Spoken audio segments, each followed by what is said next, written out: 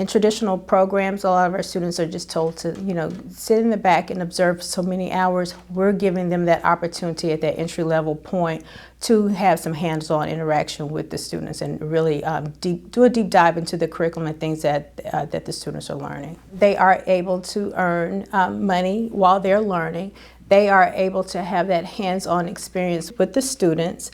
They're really getting a sense of what the school campus is like as far as culture is concerned and that sort of thing. That is just, they were seeing it from the student perspective years ago because we have a lot of Dallas ISD students who are in our program, but now they get to see it from the other side of the lens. They're also able to really learn more about things like accommodations that they may not be introduced to until later on in a traditional teacher education program, and they're really having the ability to tie what they're learning in the classroom from our professors and in our lectures and even the modules that Deans for Impact have offered. They're able to tie all of that into what they're doing with the students hands-on.